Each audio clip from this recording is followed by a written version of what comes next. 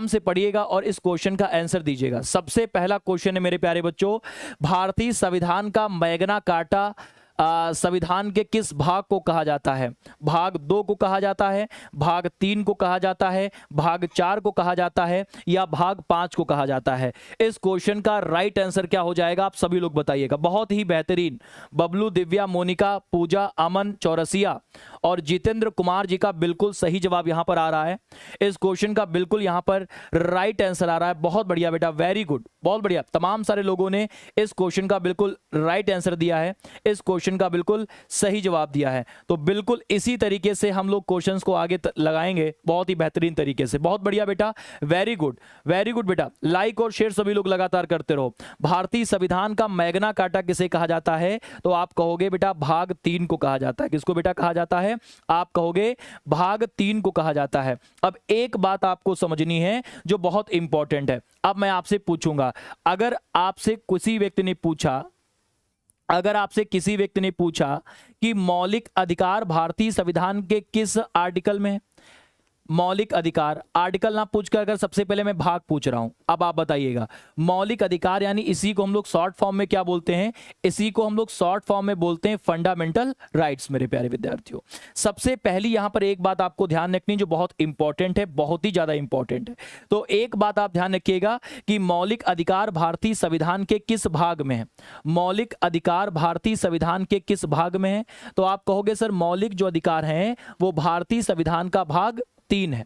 उसके बाद मौलिक अधिकार किस देश से लिए गए हैं? जल्दी से आप लोग कमेंट करके बताइएगा कि मौलिक अधिकार किस देश से लिए गए हैं। मैं वेट कर रहा हूं, ठीक है। उसके बाद में अगला बताइएगा मौलिक अधिकार को मेरे प्यारे बच्चों किस देश से लिया गया वो तो आप बताओगे ही, बट मौलिक अधिकार किस आर्टिकल से लेकर किस आर्टिकल तक है, किस अनुच्छेद से लेकर किस अनुच्छेद तक है, ये तीसरा है। और उसके बाद में जो अगली बात है वो वेरी मोस्ट इंपॉर्टेंट है, मौलिक अधिकार सबसे पहले किस देश ने अपनी जनता को दिया? सबसे पहले किस देश ने अपनी जनता को दिया? किस देश ने अपनी जनता को दिया? किस देश ने अपनी जनता को दिया? इस क्वेश्चन का आंसर बताइएगा। सभी लोग इस क्वेश्चन का आंसर बताएं। बहुत बढ़िया बेटा, वेरी गुड। 36 बता रहे हैं। देखिएगा मेरे प्यारे विद्यार्थियों, जिन लोगों का यहां पर गलत आ रहा है सुधार करें। सबसे पहली बात, मौलिक अधिकार किस भाग में है? तो आप कहोगे मौलिक अधिकार भाग 3 में है, जो वेरी मोस्ट इंपॉर्टेंट क्वेश्चन है। इस बात को आप लोग ध्यान रखिएगा, वेरी मोस्ट इंपॉर्टेंट है।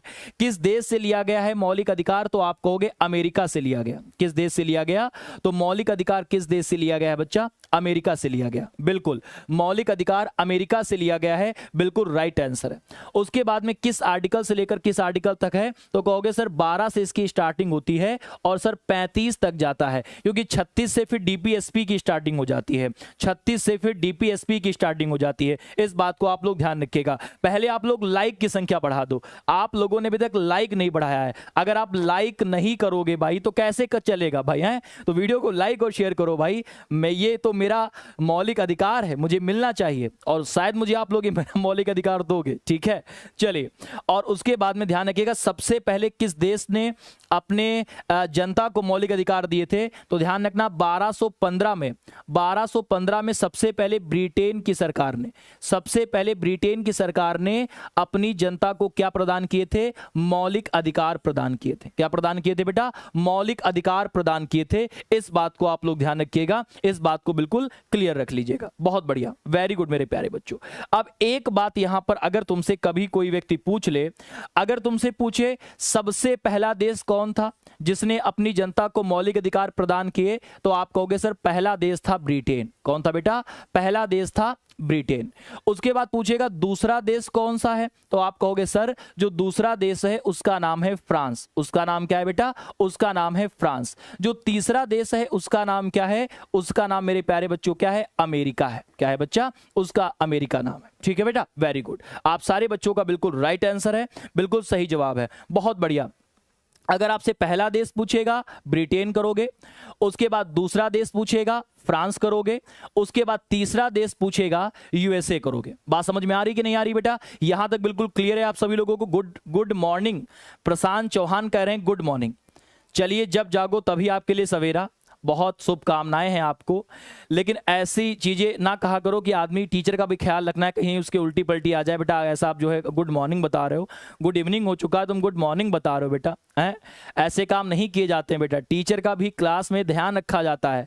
आप अगर ऐसा कहोगे तो टीचर की उल्टी पलटी अगर आ गई तो आप बताओ, अब यहाँ तो आप हो नहीं जो उसकी देखभाल कर पाओगे, तो आपका ये फर्ज बनता है, ठीक है, आपका ये फर्ज बनता है। हाँ पता है वो अमेरिका से बिलोंग करता है और तुम उनके फूफा हो, ठीक है, तुमका बहुत पता है, ठीक है, तुमका इतनी जानकारी है कि इतना उनका खुद का जानकारी ना हुई, ठीक है, बिल्कुल। तो वीडियो को भाई लाइक और शेयर सभी लोग करते रहो। नमस्ते बेटा, ठीक है बेटा, बिल्कुल। पानी पी लो। नहीं बेटा हम पानी वानी नहीं पियेंगे जब तक तुम लोगों को यूपीवी में सिलेक्शन नहीं दिला देंगे, ठीक है। पानी वानी तो सब चलता रहेगा, ठीक है, बिल्कुल शुभम प्रजापति। अब देखिएगा हमने आपको इतनी बातें बताई हैं, बाकी हम चाहें तो मौलिक अधिकार पे कम से कम 6-7 घंटे चर्चा करें, लेकिन इतना समय नहीं है क्योंकि तुम आरओ का पेपर नहीं दे रहे हो, ठीक है। सबसे पहली बात ध्यान रखना कि मौलिक अधिकार सबसे पहले किस देश ने अपनी जनता को दिए थे, तो आप ध्यान रखिएगा बच्चा, वो देश का नाम क्या था, ब्रिटेन। और इन्होंने कब दिए थे, तो आई थिंक इन्होंने दिए थे बेटा 1215 ईस्वी में। और उसके बाद में दूसरा देश कौन था, फ्रांस। और फ्रांस ने कब दिए थे, फ्रांस ने दिए थे 1789 ईस्वी में, ठीक है बेटा। और तीसरा देश कौन था, तो तीसरा देश अमेरिका था और इसने दिए थे 1791 में। अच्छा, हम लोगों के जो मौलिक अधिकार हैं वो किस देश से लिए गए हैं, तो वो अमेरिका से लिए गए। इसका मतलब अगर हम चाहते तो फ्रांस से भी ले सकते थे, अगर हम चाहते तो ब्रिटेन से भी ले सकते थे, लेकिन हमने कहां से लिया, अमेरिका से लिया, ठीक है, बिल्कुल। कहां से लिया, अमेरिका से लिया। चलिए आगे देखते हैं। यहां तक आपको सारी चीजें समझ में आई बेटा, आप चाहें तो इसका स्क्रीनशॉट ले सकते हैं। यहां तक आपको सारी चीजें समझ में आई बेटा, बहुत बढ़िया। वीडियो को शेयर करते रहेगा आप सभी लोग बेटा। मैं ज्यादा आज आप लोगों से नहीं कहूंगा, ये आप लोगों का काम है, ठीक है बेटा, बिल्कुल। लेकिन जब खत्म करूंगा तो 100+ ही होंगे, ठीक है। अब देखिएगा, जल्दी से बताइएगा बेटा, यहां तक बिल्कुल क्लियर है, कोई किसी को दिक्कत तो नहीं है, वेरी गुड। चलिए अगला क्वेश्चन बढ़ते हैं। अगला क्वेश्चन है, कांग्रेस के किस अधिवेशन में मौलिक अधिकार की मांग की गई थी। शायद आज हमने मॉर्निंग में क्वेश्चन कराया भी था। अब जल्दी से इस क्वेश्चन का आंसर बताइएगा और बिल्कुल बिल्कुल लगातार क्वेश्चन बताइएगा। कांग्रेस के किस अधिवेशन में सबसे पहली बार मौलिक अधिकारों की मांग की गई थी। इस क्वेश्चन का राइट आंसर क्या होगा, लाहौर अधिवेशन 1929 में की गई, लखनऊ अधिवेशन 1916 में की गई, या फिर कराची अधिवेशन 1931 में की गई, या फिर इनमें से कोई नहीं। इस क्वेश्चन का राइट आंसर क्या होगा, सुभी गुप्ता, मोनिका जी, आदर्श यादव, अमन चौरसिया। बहुत बढ़िया कोमल जी, बहुत बढ़िया, वेरी गुड बेटा, वेल डन। इतिहास रचेगी मेरी बहन, ठीक है। इस क्वेश्चन का राइट आंसर क्या हो जाएगा, इस क्वेश्चन का राइट जो आंसर होगा वो आपका हो जाएगा बेटा क्या, तो वो आपका हो जाएगा कराची अधिवेशन 1931। इस बात को ध्यान रखिएगा। लेकिन यहां पर एक बात आपको समझानी है जो बहुत इंपॉर्टेंट है, और वो आपको यहां पे क्या ध्यान रखना है, तो इतना आप ध्यान रखिएगा। सबसे पहली बात आप लोग ध्यान रखिएगा, इंडियन नेशनल कांग्रेस। अब सबसे पहली बात आप लोग ये बताइए कि भारतीय राष्ट्रीय कांग्रेस के संस्थापक कौन थे। भारतीय राष्ट्रीय कांग्रेस के संस्थापक कौन थे, ये पहला क्वेश्चन। भारतीय राष्ट्रीय कांग्रेस के संस्थापक कौन थे, ये पहला क्वेश्चन है, जल्दी से आंसर बताइए। उसके बाद में ध्यान रखिएगा, बहुत मोस्ट इंपोर्टेंट क्वेश्चन है। फिर ये पूछेगा कि भारतीय राष्ट्रीय कांग्रेस में एक वर्ड यूज हुआ है कांग्रेस, इस कांग्रेस का मतलब क्या होता है, इस कांग्रेस का अर्थ क्या होता है। भाई ये हमने कांग्रेस वर्ड ही क्यों यूज किया, इस कांग्रेस का मतलब क्या होता है। उसके बाद में अगली बात ध्यान रखिएगा, बिल्कुल अगली बात ध्यान रखिएगा कि अगर आपसे कोई व्यक्ति पूछे, अगर आपसे कोई व्यक्ति पूछता है इसके बाद में अगला प्रश्न कि बताइए बेटा भारतीय राष्ट्रीय कांग्रेस में, भारतीय राष्ट्रीय कांग्रेस के सबसे पहले प्रथम अध्यक्ष कौन थे। भारतीय राष्ट्रीय कांग्रेस के सबसे पहले प्रथम अध्यक्ष कौन थे, इसका आंसर क्या होगा। उसके बाद में बताइएगा भारतीय राष्ट्रीय कांग्रेस कि जब स्थापना हुई तो इसमें शामिल होने वाले सबसे पहले पारसी अध्यक्ष कौन थे। भारतीय राष्ट्रीय कांग्रेस में शामिल होने वाले सबसे पहले पारसी अध्यक्ष कौन थे, इसका आंसर आपको बताना है। बहुत बढ़िया, जल्दी जल्दी आंसर दीजिएगा आप सभी लोग, ठीक है। उसके बाद में अगला आपसे प्रश्न पूछा जा सकता है कि भारतीय राष्ट्रीय कांग्रेस में शामिल होने वाली प्रथम महिला अध्यक्ष कौन थी। अब यहां बहुत लोग सरोजिनी बोलेंगे, बस वही गलत हो जाएगा, ठीक है। प्रथम महिला अध्यक्ष, भारतीय राष्ट्रीय कांग्रेस में शामिल होने वाली प्रथम महिला अध्यक्ष कौन थी? इस क्वेश्चन का राइट आंसर आप लोगों का क्या आना चाहिए, जल्दी से बताइएगा। भारतीय राष्ट्रीय कांग्रेस में शामिल होने वाली सबसे पहली महिला अध्यक्ष कौन थी? हाँ, अगर इस क्वेश्चन को थोड़ा सा मैं चेंज करना चाहूं तो वो ये आपका हो सकता है कि बताइए प्रथम भारतीय महिला अध्यक्ष। अब थोड़ा सा चेंज हो जाएगा। और आप अगर आरओ तैयारी कर रहे होते तो हम पूछते तीसरी महिला कौन थी, ठीक है। तो ध्यान रखिएगा, प्रथम भारतीय महिला अध्यक्ष, प्रथम भारतीय महिला अध्यक्ष, प्रथम भारतीय महिला अध्यक्ष। क्वेश्चन एक कराना तो केवल बहाना है, हमें तो क्वेश्चन एक बताकर बहुत सारा तुमको बताना है। बात समझ रहे हो बेटा? हाँ, तो ध्यान रखिएगा। अब इतने सारे क्वेश्चंस के मैं आपको आंसर बताने जा रहा हूं, अब आप लोग देखिएगा, समझिएगा। बहुत बढ़िया, वेरी गुड मेरे प्यारे बच्चों, बहुत बढ़िया, वेल डन भाई। पवन जी, प्रवीण जी, अमन जी, राजवंशी, कोमल, विष्णु, आशीष पटेल, बहुत बढ़िया, वेरी गुड। तो ध्यान रखिएगा, संस्थापक कौन थे? तो इसके संस्थापक थे डॉक्टर ए ह्यूम। कौन थे बेटा? डॉक्टर ए ओ ह्यूम मेरे प्यारे बच्चों। ध्यान रखना, इन्हें भारतीय राष्ट्रीय कांग्रेस का पिता कहा जाता है। ये एक पक्षी विशेषज्ञ भी थे और इसके साथ साथ ध्यान रखना, ये पक्षी विशेषज्ञ तो थे ही, इसके साथ साथ बेटा एक आईएएस अधिकारी भी थे। अब ध्यान रखिएगा, कांग्रेस का अर्थ क्या होता है? तो कांग्रेस का अर्थ होता है शक्तिशाली लोगों का समूह, शक्तिशाली लोगों का समूह। कांग्रेस का मतलब होता है शक्तिशाली लोगों का समूह। इस बात को आप लोग ध्यान रखिएगा, नोट कर लीजिएगा।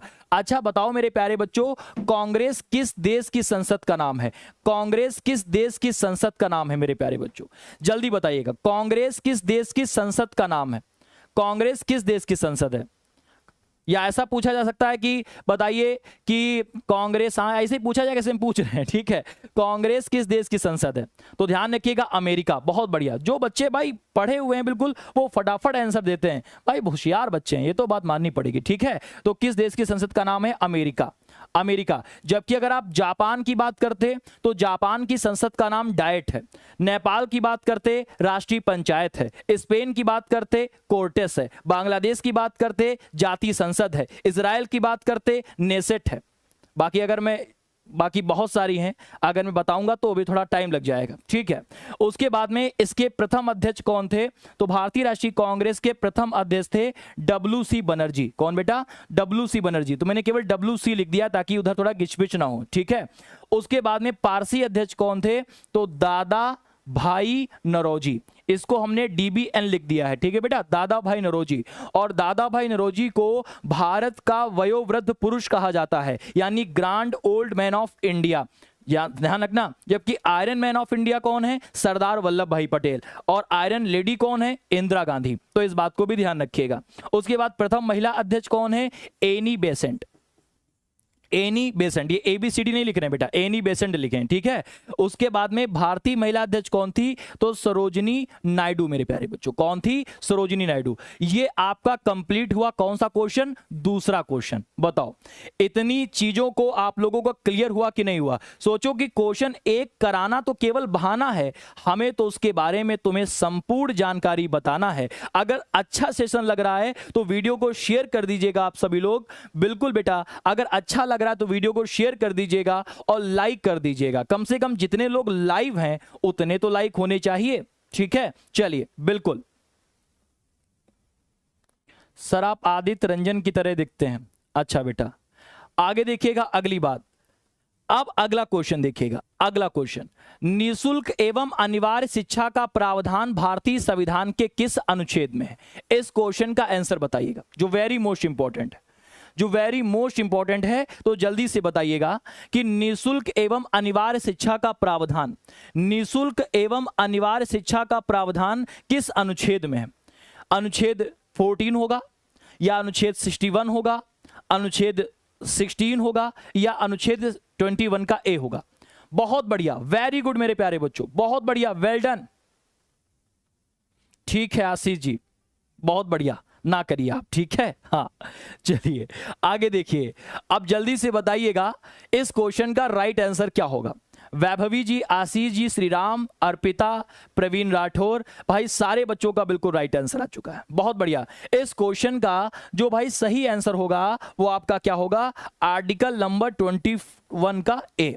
और सबसे ज्यादा पेपर में पूछा जाने वाला क्वेश्चन है, सबसे ज्यादा। अब इसके बारे में ध्यान रखिएगा कि हमारे पास पहले आर्टिकल 21 का ए हमारे पास पहले नहीं था बेटा। अब ए यहां पे लिखा है, इसका मतलब कि बाद में जुड़ा होगा। तो ध्यान रखिएगा कि ये कब जुड़ा, तो आप कहोगे सर ये जुड़ा था 86वां संविधान संशोधन। और 86वां संविधान संशोधन कब हुआ था, तो 2002 में।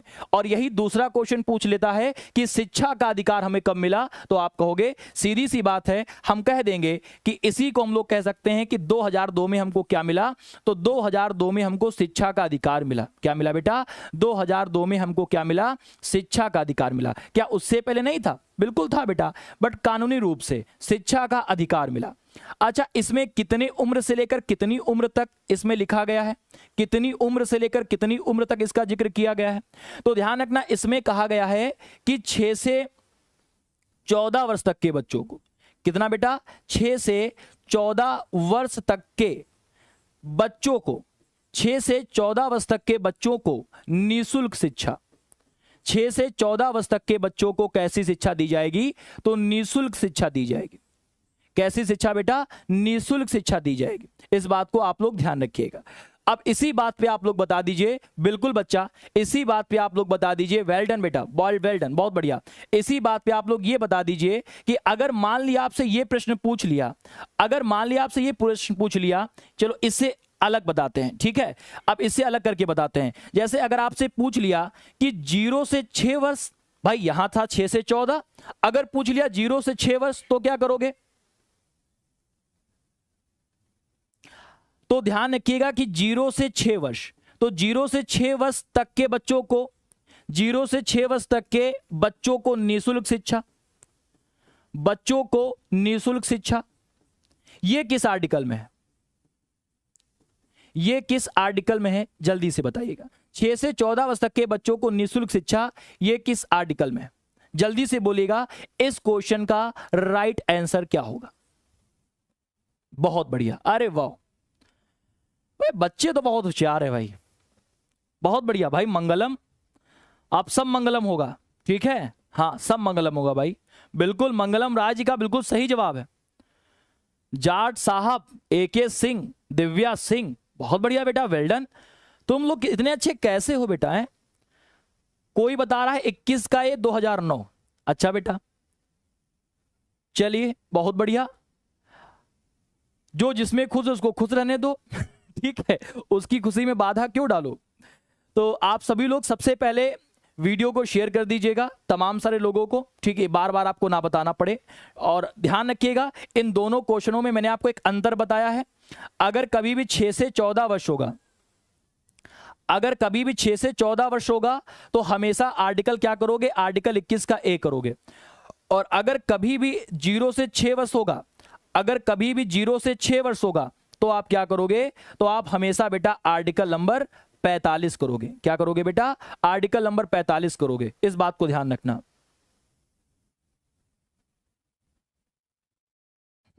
चलिए बहुत बढ़िया, आगे अगला क्वेश्चन देखते हैं। अगला क्वेश्चन बताइएगा, भारतीय ध्वज संहिता कब लागू किया गया। एक साथ सभी का राइट आंसर आना चाहिए, एक साथ सभी का राइट आंसर आना चाहिए। जल्दी से आंसर दीजिएगा, किसी का भी लेट नहीं होना चाहिए, बिल्कुल जल्दी से इस क्वेश्चन का राइट आंसर दीजिएगा। बहुत बढ़िया, जल्दी से बताइएगा, भारतीय ध्वज संहिता कब लागू किया गया। 1986 में, 2006 में, 2002 में, या इनमें से कोई नहीं। इस क्वेश्चन का राइट आंसर क्या होगा, प्रवीण, रीना, बहुत बढ़िया, अंचल जी का, अनुष्का, श्रुति चौरसिया, बहुत बढ़िया भाई, वेल डन, लगातार आप लोग राइट आंसर दे रहे हो। इस क्वेश्चन का बिल्कुल, इस क्वेश्चन का राइट आंसर क्या होगा, तो इस क्वेश्चन का राइट आंसर होगा बेटा 2002। बिल्कुल, इस क्वेश्चन का जो राइट आंसर हो जाएगा बेटा वो क्या हो जाएगा, 2002 हो जाएगा। बहुत बढ़िया, सारे बच्चों का बिल्कुल यहां पर सही जवाब है। पापा की परी, वाह क्या नाम है, बेहतरीन नाम है बेटा आपका, पापा की परी। ऐसे नाम सभी लोग बेटा रख लो, बेटा पापा की परी, कितना खूबसूरत नाम है। मम्मी की परी नहीं, पापा की परी। ऐसे नाम हमारे बिल्कुल सब लोगों के, पापा का बारहसिंघा और ऐसे नाम होने चाहिए। माँ का लाडला, ये सब नाम होने चाहिए, अच्छा लगता है। कितने अच्छे अच्छे लोग हैं, सब मोह माया है। नहीं बेटा, पापा की परी, माँ का लाडला, पापा का बारहसिंघा, ये सब नाम होने चाहिए। ये सब नाम हमारे समाज की मानसिक विकृति को दूर करने का कार्य करते हैं। तो हम सब लोग इसके सहभागी बने और इस भारत देश को वहां तक पहुंचा दें जहां तक किसी ने पहुंचाने तक ना सोची हो। बिल्कुल। आगे देखो, बहुत बढ़िया, पापा का मगरमच्छ, ठीक है बेटा, वेरी गुड। आगे देखिएगा, अगली बात, इन लोगों से बातें कराए लो, बस बातें कराओ, फिर देखो, बातें करानों में ये जो है मतलब जीत जाते हैं। ठीक है, अगला देखिएगा, सरदार सर सिंह समिति ने कितने मूल कर्तव्यों को संविधान में जोड़े जाने का सुझाव दिया था? जल्दी से इस क्वेश्चन का आंसर दीजिएगा आप सभी लोग, बहुत बढ़िया, इस क्वेश्चन का आंसर जल्दी से बताइएगा। सरदार स्वर्ण सिंह समिति ने कितने मूल कर्तव्यों को संविधान में जोड़े जाने का सुझाव दिया था? इस क्वेश्चन का राइट आंसर क्या होगा? बहुत बढ़िया, वेल्डन मेरे प्यारे बच्चों, वेल्डन लक्ष्मी जी, AK सिंह, दिव्या सिंह, अनुष्का, बहुत बढ़िया। सारे बच्चों का यहां पर बिल्कुल राइट आंसर आ रहा है इस क्वेश्चन का। बेटा जो लोग 11 कह रहे हैं वो गलत हैं, जिनका राइट आंसर 11 आ रहा है वो गलत है, 11 नहीं होगा, बिल्कुल नहीं, 11 होगा बेटा। इस क्वेश्चन का राइट आंसर क्या होगा? इस क्वेश्चन का राइट जो आंसर होगा बेटा वो क्या होगा? 8 होगा। क्या होगा मेरे प्यारे बच्चों? 8 होगा इस क्वेश्चन का राइट आंसर।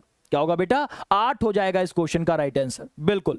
सरदार स्वर्ण सिंह समिति ने कितने मूल कर्तव्यों को जोड़े जाने का प्रस्ताव रखा था? तो आप कहोगे सर 8, ठीक है।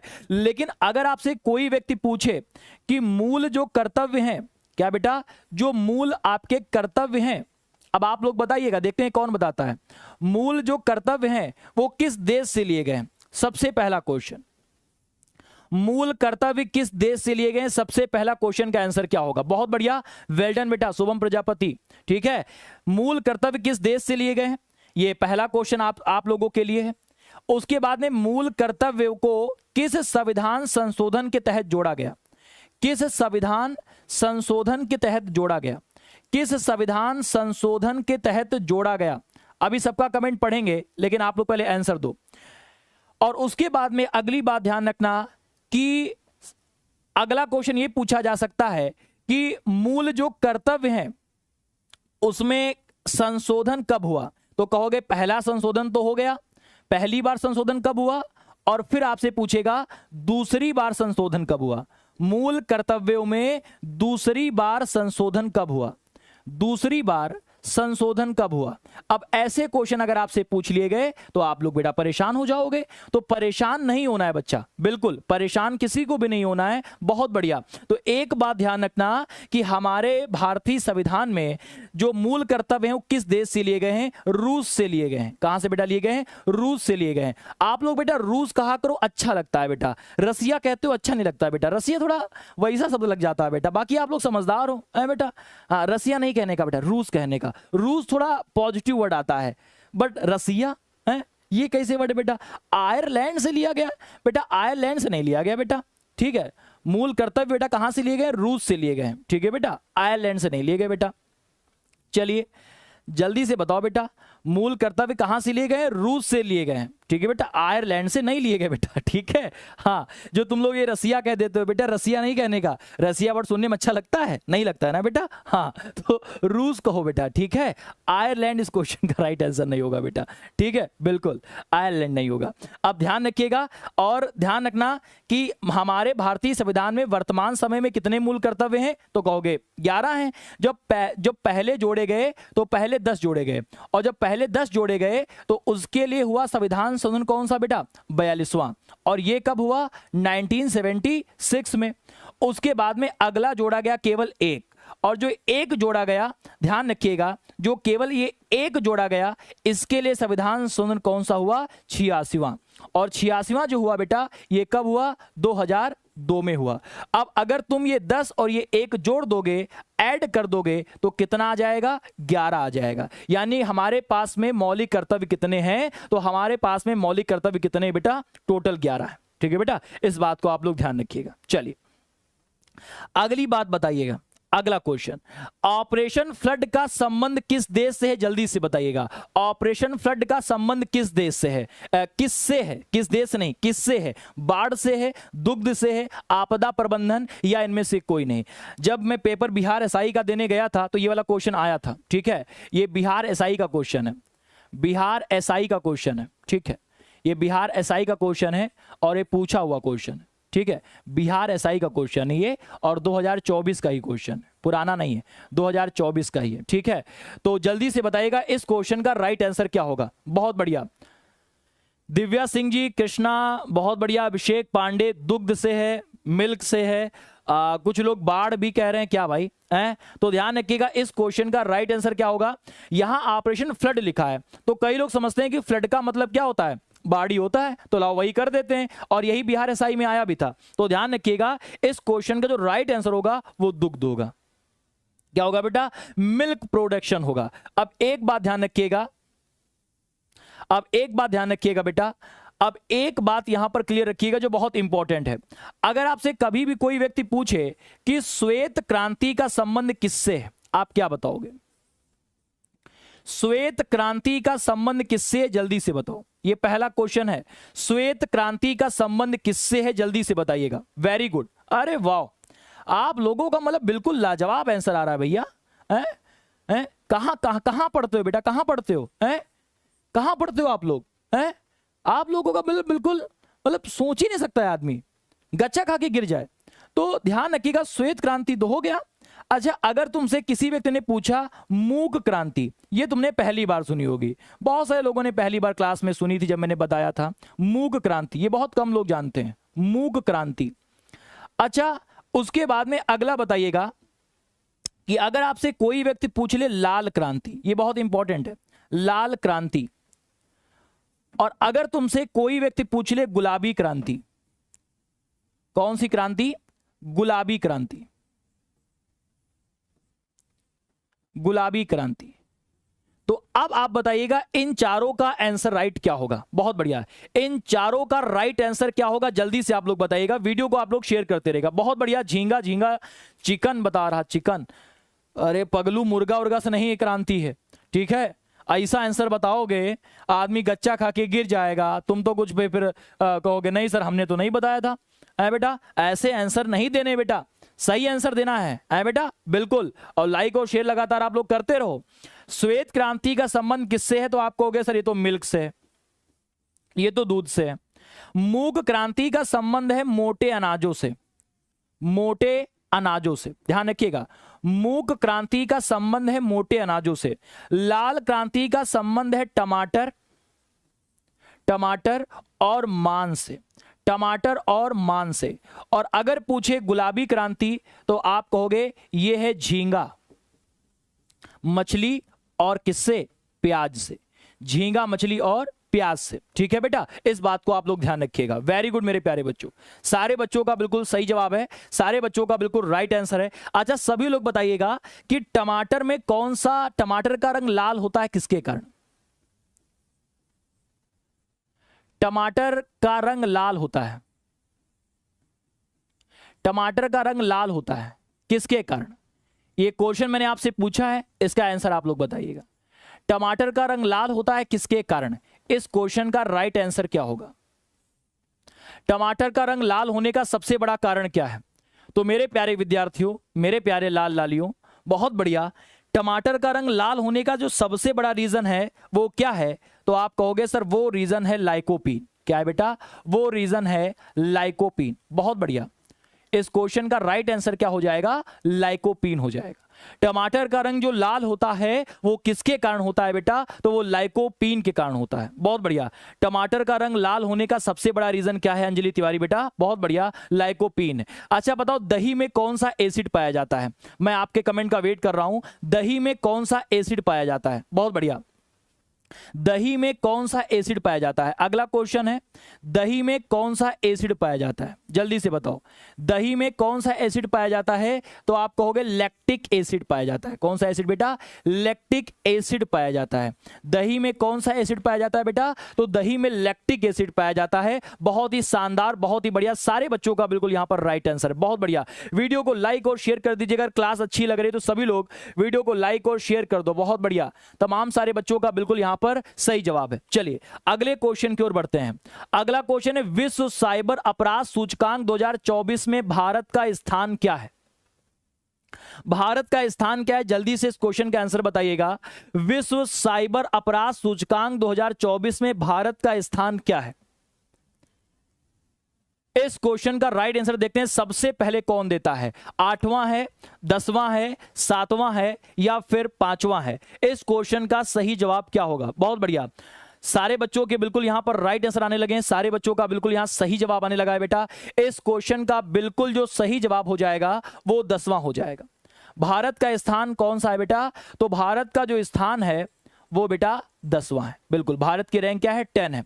अगर तुमसे कभी पूछे कि इसमें शीर्ष स्थान पर कौन है, नंबर 1 पर कौन है, तो नंबर 1 पे कौन है बेटा? रूस है। कौन है बेटा? नंबर 1 पर रूस है। ठीक है बेटा। नंबर 2 पर कौन है? नंबर 2 पर यूक्रेन है। कौन है बेटा?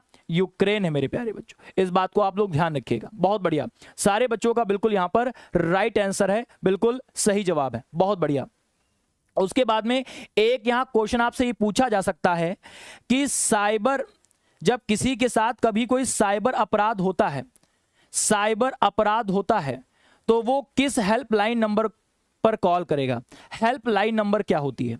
अगर किसी के साथ साइबर अपराध हुआ तो हेल्पलाइन नंबर क्या होगा? बताइएगा। हेल्पलाइन नंबर क्या है? इस क्वेश्चन का आंसर बताइएगा। बहुत बढ़िया। तो हेल्पलाइन जो नंबर है बेटा वो क्या है? तो हेल्पलाइन नंबर जो है वो 1930 है। नोट कर लो बेटा। किसी के साथ में कोई वीडियो कॉलिंग करते हो और आता है मैसेज, अगर रुपए नहीं भेजे तो ध्यान रखना वीडियो तुम्हारी वायरल कर देंगे, हैं? और वीडियो वायरल अगर नहीं कराना चाहते हो तो जल्दी से काली पहाड़ी के पीछे इतने रुपया लेके आ जाओ। अब ऐसा कोई नहीं कहेगा बेटा, अब तो ऑनलाइन ही भेज दो। ठीक है, तो ध्यान रखना 1930, इस बात को आप लोग ध्यान रखिएगा। ठीक है बेटा, वेरी गुड। क्या बेटा? 1930। अगर यहां पर नहीं करना चाहते हो तो साइबर अपराध के लिए एक ऐप भी है, और ऐप का नाम क्या है? तो ऐप का नाम है चक्षु ऐप। क्या नाम है बेटा? ऐप का नाम क्या है बेटा? तो ऐप का नाम है चक्षु ऐप। ध्यान रखिएगा, ऐप का नाम क्या है? चक्षु ऐप। आप यहां भी अपनी शिकायत दर्ज करा सकते हो। इस बात को आप लोग ध्यान रखिएगा। बिल्कुल मेरे प्यारे बच्चों, चक्षु ऐप है, इस बात को बिल्कुल क्लियर रखिएगा। बहुत बढ़िया, सारे बच्चों का बिल्कुल यहां पर सही जवाब आ चुका है, राइट आंसर आ चुका है। Very good. चलिए अगला क्वेश्चन बताइएगा। निम्नलिखित में से कौन सा मिलान सही नहीं है? निम्नलिखित में से कौन सा मिलान सही नहीं है? खिचड़ी मेला गोरखपुर, बटेश्वर मेला आगरा, सरधना मेला मेरठ, कालिंजर मेला आगरा। ठीक है, जल्दी से बोलिएगा। ये एसएससी जीडी का क्वेश्चन है। ठीक है, जल्दी से बोलेगा इस क्वेश्चन का राइट आंसर क्या होगा?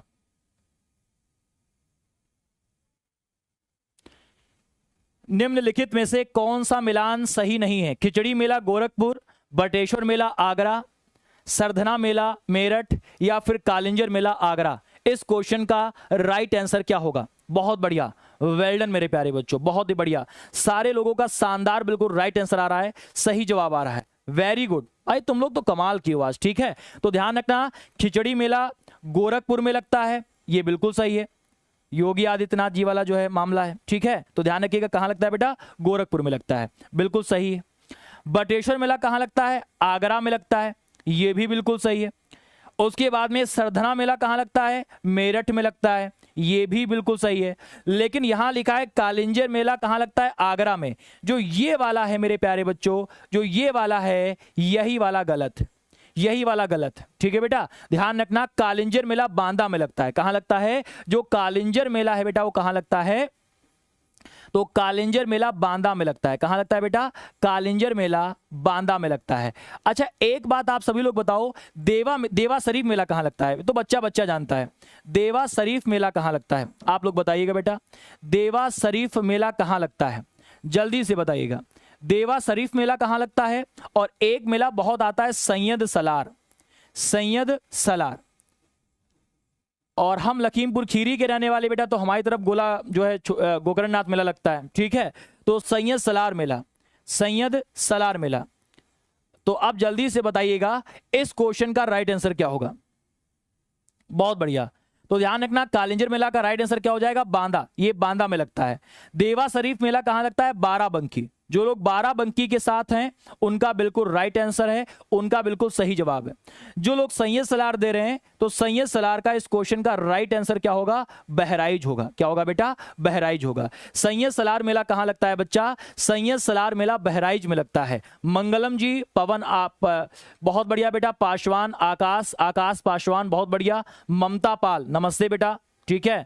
आप लोग समय पर नहीं आते हो, फिर कहते हो याद नहीं होता है, भूल जाते हैं बेटा, पेट में गैस बन जाती है, ऐठन मरोड़ होती है, फिर हम तुमसे कहेंगे हम तुमसे कहेंगे बेटा हींग बटी चूरन खा लो, फिर रात में अपना खा के सो जाना, सही हो जाएगा। खट्टी मीठी डकारें आती है देखा होगा रोड पे, देखा होगा जो भोपा लगा के बेचते नहीं बेटा, हाँ भोपा लगा के देखा होगा बेचते हैं, कहते हैं पेट में ऐठन मरोड़ होती है, याद नहीं होता है, भूल जाते हो, ठीक है। हाँ, जालिम लोशन भी लगा सकते हो आप लोग, हाँ बिल्कुल जालिम लोशन लगा सकते हो बेटा। ऐसे ऊपर से लेप लगा के जालिम लोशन का आराम से लेट जाओ, बढ़िया हो जाता है, उसमें कोई दिक्कत की बात थोड़ी ना है बेटा, बिल्कुल जालिम लोशन। ममता जी आ गई, अच्छा इनका स्वागत करो बेटा, ममता जी आई, इनको भारत रत्न दे दो सभी लोग, ठीक है। इनको 2-2 भारत रत्न दो बेटा, ठीक है। हाँ, रेमन मैग्सेसे पुरस्कार दे दो, भारत रत्न दे दो, बहुत बढ़िया, चकत्ते पड़ जाते हैं बिल्कुल, चलिए बहुत बढ़िया, बहुत बढ़िया। सारे बच्चों का बिल्कुल यहां तक सही जवाब है। आगे देखते हैं अगला क्वेश्चन। अगला है दिल्ली सल्तनत का ऐसा कौन सा कवि था, दिल्ली सल्तनत का ऐसा कौन सा कवि था जिसने सर्वाधिक शासकों का शासनकाल देखा। यहां क्या होगा, जिसने, किसने नहीं बेटा, यहां होगा जिसने। तो दिल्ली सल्तनत का ऐसा कौन सा शासक था जिसने, यहां क्या होगा बेटा, जिसने, जिसने सर्वाधिक शासकों का शासनकाल देखा है। इस क्वेश्चन का राइट आंसर क्या हो जाएगा, अमीर खुसरो अभिषेक पांडे जी, बहुत लाजवाब। अमीर खुसरो ही इस क्वेश्चन का सही जवाब होगा। AK सिंह जी, हिमांशु पटेल, सुभी गुप्ता, अमीर खुसरो बिल्कुल सही जवाब है। अमीर खुसरो इस क्वेश्चन का राइट आंसर है। बहुत बढ़िया बेटा। लाइक और शेयर भाई आप लोग करते नहीं हो, लाइक और शेयर नहीं करते हो बेटा, लाइक और शेयर कर दो सभी लोग, ठीक है। इस क्वेश्चन का राइट आंसर क्या है बेटा, इस क्वेश्चन का राइट आंसर है अमीर खुसरो। अब हम अमीर खुसरो तुमको बताएं और इनके बारे में तुमको हम समझाएं नहीं तो अधूरा है बेटा। अब अमीर खुसरो को लेकर अगर इतने सारे प्रश्न आ जाएं तो इस क्वेश्चन का ये ही सारे आंसर हो जाएंगे जो हम तुमको बता रहे हैं। एक साथ पढ़ लो, बार बार पढ़ने की आवश्यकता नहीं है बेटा, एक बार ही पढ़ना है, बार बार नहीं पढ़ना है, ठीक है। देखिएगा, सबसे पहली बात ध्यान रखिएगा, अमीर खुसरो को कहा जाता है तोताए हिंद, आप सभी लोगों को पता है। अमीर खुसरो को क्या कहा जाता है बच्चा, तो अमीर खुसरो को कहा जाता है तोताए हिंद। क्या कहा जाता है बेटा, अमीर खुसरो को कहा जाता है तोताए हिंद, ठीक है। उसके बाद में दूसरी बात ध्यान रखना, अगर तुमसे कभी कोई व्यक्ति पूछे खड़ी बोली का जनक किसे कहा जाता है, खड़ी बोली का जनक किसे कहा जाता है, तो हमेशा ध्यान रखना कि खड़ी बोली का जनक कहा जाता है अमीर खुसरो को। मेरे प्यारे बच्चों, खड़ी बोली का जनक किसे कहा जाता है, अमीर खुसरो को कहा जाता है। अगर तुमसे कोई व्यक्ति पूछे कव्वाली का जनक किसे कहा जाता है, कव्वाली का जनक किसे कहा जाता है, अगर आपसे कोई पूछे कव्वाली का जनक किसे कहा जाता है बच्चा, ठीक है, कव्वाली का जनक। बेटा अभी अमीर खुसरो, अभी देखना बेटा, ये तो कुछ नहीं बेटा, अभी अगर हमने इसका PM ना कर दिया तो बताना, मतलब अमीर खुसरो नहीं है, सम्मान है, लेकिन क्वेश्चन का बता रहा हूं, पोस्टमार्टम ना कर दिया तो बताना बेटा, ठीक है। तो ध्यान रखना कव्वालिक जनक। उसके बाद में ध्यान रखना तबला की खोज किसने की, या फिर पूछेगा तबला के जनक कौन है, तो ना कहना जाकिर हुसैन, ठीक है, वो बजाते थे। तबला के जनक कौन है, तो आप कहोगे अमीर खुसरो। तबला के जनक कौन है, तो आप कहोगे अमीर खुसरो मेरे प्यारे बच्चों। उसके बाद में आपसे पूछेगा सितार के जनक कौन है, सितार के जनक कौन है, सितार के जनक कौन है, तो आप कहोगे अमीर खुसरो, ठीक है बेटा, बिल्कुल मेरे प्यारे बच्चों, अमीर खुसरो। ये तो कुछ नहीं बेटा, तुम देखते रहो बेटा, अभी तुम देखते रहो बेटा, इस क्वेश्चन का PM कर देंगे बेटा, ठीक है। क्वेश्चन भी कहेगा किसके हाथ लग गए, इनके हाथ नहीं लगना चाहिए था, ठीक है। उसके बाद में ध्यान रखिएगा, आप सभी लोग कहते हो कि जम्मू कश्मीर को क्या कहा जाता है, तो आप कहते हो जम्मू कश्मीर को कहा जाता है धरती का स्वर्ग, आप सभी लोगों को पता है जम्मू कश्मीर को कहा जाता है धरती का स्वर्ग। तो अगर आपसे कभी किसी ने पूछा कि जम्मू कश्मीर को सबसे पहले धरती का स्वर्ग किसने कहा, अमीर खुसरो ने ही कहा था। उसके बाद में ध्यान रखिएगा इनके गुरु का नाम क्या है, इनके गुरु का नाम, अब इतने जब ये महान है, इतना काम देख रहे हो, तो इनके गुरु का नाम तो भाई इंपॉर्टेंट होना भी चाहिए, ठीक है बेटा, बिल्कुल। तो ध्यान रखिएगा रविशंकर सर जी किसके जनक थे बेटा, वो बजाते थे बेटा, वो जनक थोड़ी ना थे बेटा, वो बजाते थे। सब लोगों ने देखा होगा, जैसे पन्नालाल घोष हो गए, वो बांसुरी बजाते थे, ठीक है, वो वाद्य यंत्र के बेटा जनक थोड़ी ना, जनक का मतलब होता है जिसने खोज की हो, ठीक है। अब इनके गुरु कौन थे, तो इनके गुरु थे हजरत निजामुद्दीन औलिया। तो मैं केवल औलिया लिखे दे रहा हूं, आप लोग यहां तौलिया मत लिख लेना, ठीक है बेटा, यहां क्या है औलिया, औलिया, यहां तौलिया नहीं लिखना बेटा, औलिया। इनके गुरु कौन थे, औलिया भाई साहब थे, ठीक है। तो सभी लोग वीडियो को भाई शेयर कर दो आप सभी लोग, बहुत बढ़िया। अब देखिएगा अमीर खुसरो से हमने कितना आपको बता दिया, कितने शासकों का शासनकाल देखा था पता है बेटा, 8 शासकों का शासनकाल देखा था, 8 शासकों का शासनकाल देखा था, ध्यान रखिएगा।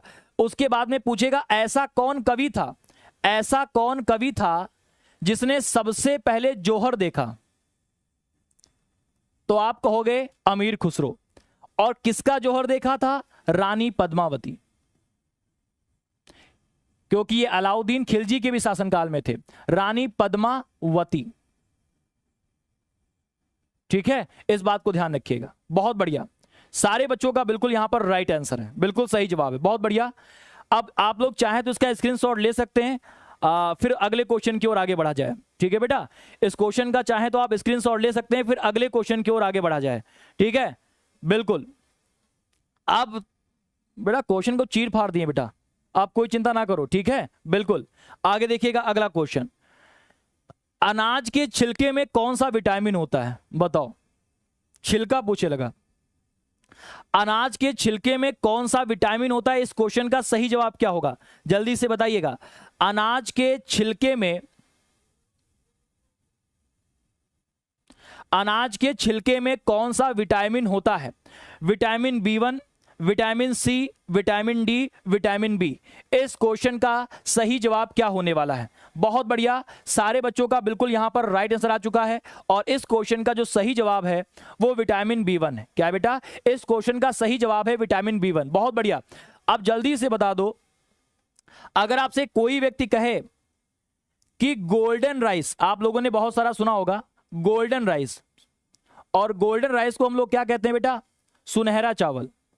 एक ब्राउन राइस होता है, सुनहरा चावल, सुनहरा चावल, इसको खाने से सर्वाधिक मात्रा में क्या मिलता है, तो विटामिन ए मिलता है, इस बात को ध्यान रखिएगा। इसको खाने से सर्वाधिक मात्रा में क्या मिलता है, विटामिन ए।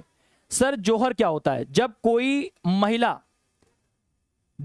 महिला किसी दुश्मन व्यक्ति से, दुश्मन राजा से बचने के लिए अपने आप को आग में समर्पित कर दे, आग में कूद जाए अपनी इज्जत बचाने के लिए, तो ध्यान रखना उसे जौहर कहा जाता है।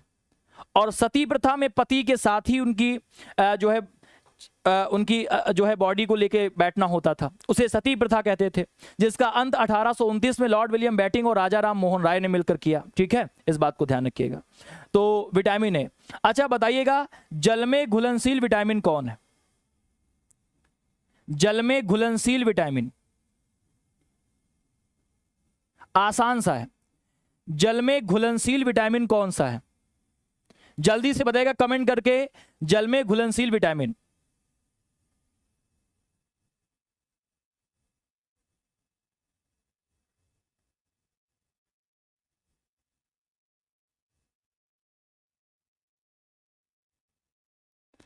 बेटा मैं क्या पढ़ा रहा हूं, तुम बता रहे हो बाबर के बारे में बता दें, क्या बाबर के बारे में बता दें कि बाबर के पिता का नाम उमर शेख मिर्जा था, बाबर की माता का नाम कुतुलुग निकार था, बाबर के पुत्र का नाम हुमायूं कामरान अस्करी हिंदाल था, उसकी बेटी का नाम गुलबदन बेगम था, ये बता दें।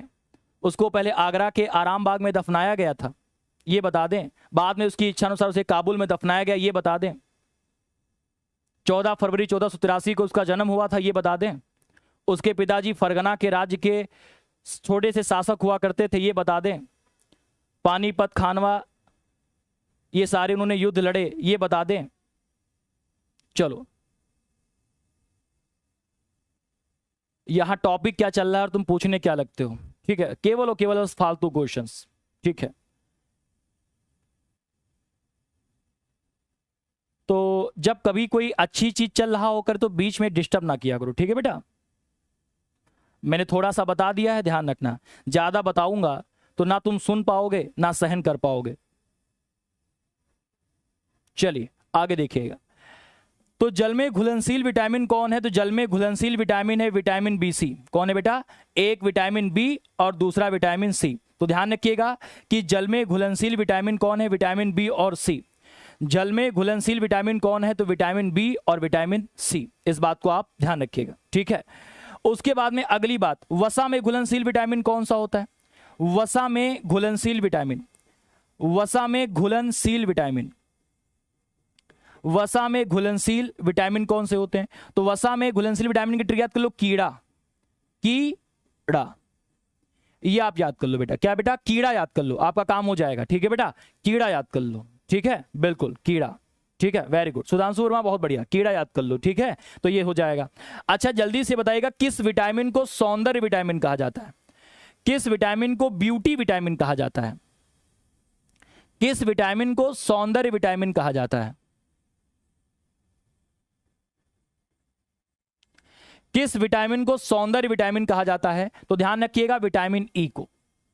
किस विटामिन को? विटामिन ई को कहा जाता है। विटामिन ई को सौंदर्य विटामिन कहा जाता है। और एक बात ध्यान रखिएगा, ये क्वेश्चन नोट कर लीजिएगा, इंपॉर्टेंट भी है, ध्यान रखिएगा। चावल को बार बार धोने से, चावल को बार बार धोने से, चावल को बार बार धोने से कौन सा विटामिन नष्ट हो जाता है? तो ध्यान रखना, विटामिन बी1। चावल को बार बार धोने से विटामिन बी1 नष्ट हो जाता है, बिल्कुल। चावल को बार बार धोने से कौन सा विटामिन नष्ट हो जाता है? विटामिन बी1 नष्ट हो जाता है, ठीक है, वेरी गुड, बहुत बढ़िया। चलिए अगले क्वेश्चन की ओर बढ़ते हैं। अगला क्वेश्चन, हमारे शरीर में आरबीसी का निर्माण कहां होता है? रेड ब्लड सेल्स, जल्दी से बताइएगा, हमारे शरीर में आरबीसी का निर्माण कहां होता है?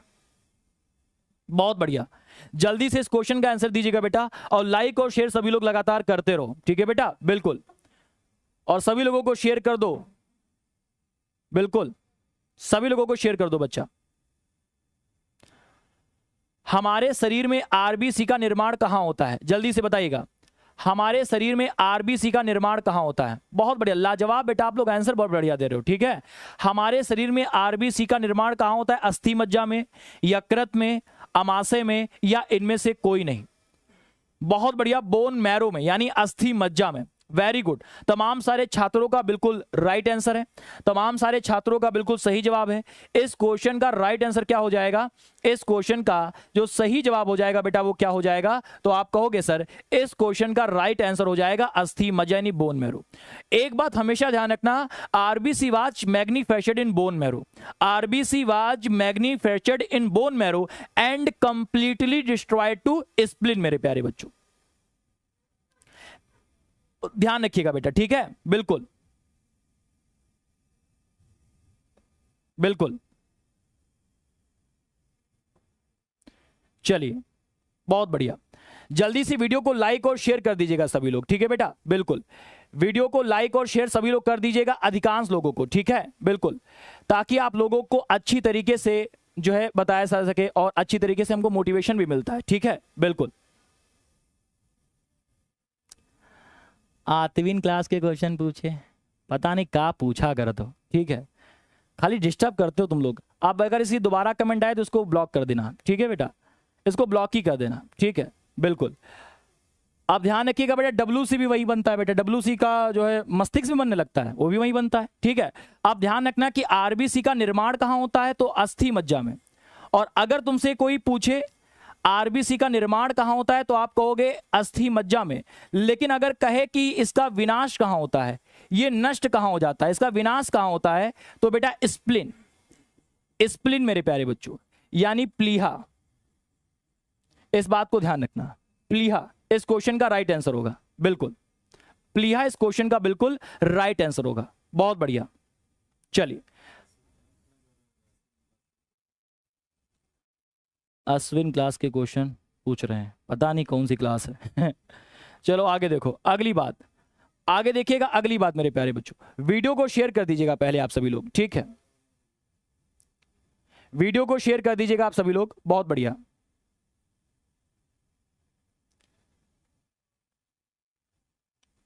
आगे देखिएगा अगली बात, हो गया, चलिए हो गया। आगे देखिएगा अगली बात, आगे देखिएगा बेटा, ठीक है। कुछ लोग बस केवल डिस्टर्ब करने आते हैं और उनका कोई काम नहीं, बस चीजों को डिस्टर्ब करने आते हैं, ठीक है। क्वेश्चन किसी के, क्वेश्चन कोई भी क्वेश्चन होगा उस पर किसी ने कब्जा नहीं कर रखा है, ठीक है बेटा, ठीक है। चलिए, लाइक और शेयर कर दिया करो। चलिए आगे देखिएगा अगली बात, अगला क्वेश्चन मेरे प्यारे बच्चों, चांदी का टका और तांबे के दिरहम, चांदी का टका और तांबे के दिरहम, दिरहम यहां नहीं होगा, चांदी का टका और तांबे के दाम, यहां क्या होना चाहिए, दाम। अब बताइएगा, बिल्कुल, चांदी का टका और तांबे के दाम, मेरे प्यारे बच्चों जल्दी से बताइएगा, चांदी के टके और तांबे के दाम किसने चलवाए, इस क्वेश्चन का राइट आंसर क्या होना चाहिए। बहुत बढ़िया, कुतुबुद्दीन ऐबक, बलबन, इल्तुतमिश, रजिया सुल्तान, इस क्वेश्चन का राइट आंसर क्या होने वाला है। बहुत ही बढ़िया, वेरी गुड मेरे प्यारे बच्चों, सारे बच्चों का बिल्कुल यहां पर राइट आंसर आ चुका है। ध्यान रखिएगा, इस क्वेश्चन का जो सही जवाब है वो है इल्तुतमिश, इल्तुतमिश। अब इल्तुतमिश के बारे में कुछ चीजें ध्यान रखना, इल्तुतमिश के बारे में कुछ चीजें ध्यान रखना, ठीक है, इल्तुतमिश के बारे में कुछ चीजें बेटा ध्यान रखना, ठीक है, जो इंपॉर्टेंट भी है, ठीक है, बिल्कुल। अब आगे देखिएगा यहां पर क्या होगा, सबसे पहली बात ध्यान रखना, अब जो बताने जा रहे हैं देखो, ठीक है, वरना बाद में कहोगे सर यहां से पढ़ा रहे हैं, ठीक है। ध्यान रखिएगा, एक एक क्वेश्चन का पोस्टमार्टम कर देता हूं, ठीक है, बाकी आप होशियार हैं, किसी के बारे में गलत नहीं कहा जाता। इल्तुतमिश के बारे में ध्यान रखिएगा, सबसे पहली बात ध्यान रखना कि चांदी का टका, चांदी का टका और तांबे के दाम, चांदी का टका और तांबे के दाम, तांबे के दाम किसने चलाए, तो आप कहोगे इल्तुतमिश। उसके बाद में दूसरी बात ध्यान रखना कि इनके यहां जो भी कोई व्यक्ति न्याय पाने आता था वो हमेशा किस कलर का कपड़ा पहनता था, लाल रंग का, ठीक है। इन्हीं के शासनकाल में एक प्रथा की शुरुआत हुई, एकतादारी प्रथा, एकतादारी प्रथा, ठीक है। और उसके बाद में इन्हीं के शासनकाल में दल चालीसा का क्या हुआ, इन्हीं के शासनकाल में दल चालीसा का गठन हुआ, दल चालीसा का गठन हुआ, ठीक है बेटा, दल चालीसा का क्या हो गया बेटा, गठन हो गया, वेरी गुड। अब बहुत सारे लोग बेटा यहां से कॉपी करेंगे देखना तुम बेटा, बहुत सारे लोग यहां से कॉपी करेंगे, कॉपी पेस्ट, ठीक है बेटा, तो ध्यान रखिएगा, उनको करने दो बेटा, इस सारे बच्चों का, सब बच्चों का फायदे होगा, ठीक है बेटा। तो चलिए आगे देखिएगा मेरे प्यारे बच्चों, चांदी का टका और तांबे के दाम, न्याय पाने वाला लाल रंग का कपड़ा पहन के आता था। और ध्यान रखना, दिल्ली सल्तनत का वास्तविक सुल्तान इन्हें ही कहा जाता है, दिल्ली सल्तनत का, दिल्ली सल्तनत का वास्तविक सुल्तान, वास्तविक सुल्तान किसे कहा जाता है, इल्तुतमिश को ही कहा जाता है, इस बात को आप लोग ध्यान रखिएगा। और अंत बलबन ने किया था, ये मैंने सारे बच्चों को पढ़ा रखा है, ठीक है बेटा, बिल्कुल। अगला क्वेश्चन बताइएगा, हुमायूं नामा के रचयिता निम्नलिखित में से कौन है, रोशन आरा बेगम, रुकैया सुल्तान बेगम, गुलबदन बेगम या फिर गोहन आरा बेगम। इस क्वेश्चन का राइट आंसर क्या होगा, जल्दी से बताइएगा। हाँ सर पढ़े थे, सब याद आ रहा है, याद आएगा, सब याद आएगा बेटा, जब पेपर होगा तो सब याद आ जाएगा, ठीक है, बिल्कुल बेटा। जो गोहन आरा रोशन आरा लिखा है बेटा, ये शाहजहां के बेटे हैं, पता तुमको, शाहजहां के मुमताज से कुल 14 औलादे हुई थी, सोचो, और उन 14 में से 7 मर गए थे, 7 बचे थे, और जो 7 बचे थे उसमें से 4 लड़के थे और 3 लड़कियां थी। पहले लड़के का नाम दारा सिको, औरंगजेब, मुराद बख्श, शाह सुजा। लड़की जो 3 थी, रोशन आरा, गोहन आरा, जहान आरा। तो ये 3 लड़कियां उनके हुआ करती थी, बिल्कुल। अब देखिएगा, तो ध्यान रखिएगा, इस क्वेश्चन का जो राइट आंसर होगा वो होगा गुलबदन बेगम। गुलबदन बेगम बिल्कुल राइट आंसर हो जाएगा। मोहब्बत की निशानी ताजमहल। अच्छा, फिर तुम कौन सी निशानी बनवा रहे हो बेटा? तुम कौन सी निशानी बना रहे हो बेटा? मोहब्बत की निशानी वो तो बना दी रहे हैं, तुम कौन सी बना रहे हो? आगे देखिएगा अगला, बहुत बढ़िया,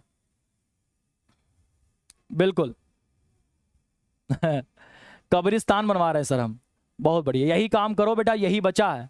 हाँ जनेश्वर बेटा, तुम ही तो बनवाए रहो, और का, ये तुम्हारे तो हैं। अब बताओ, बाबरनामा, बाबरनामा किसकी किताब है? बाबरनामा के लेखक कौन है? बाबरनामा के लेखक कौन है बताइएगा?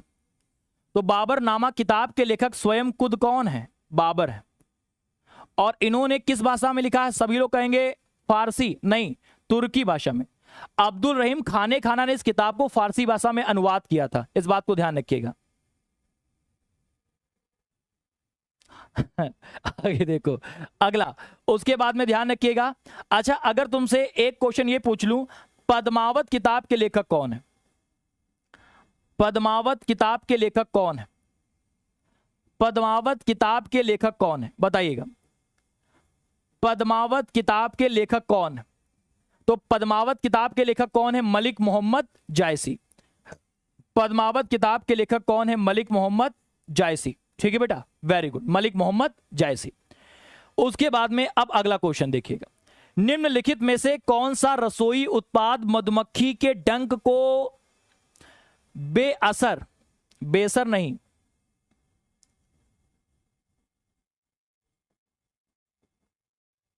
बेअसर करने में मदद करेगा? जल्दी से बताइएगा, इस क्वेश्चन का राइट आंसर क्या होगा? बहुत बढ़िया बेटा, बहुत बढ़िया, वेल डन।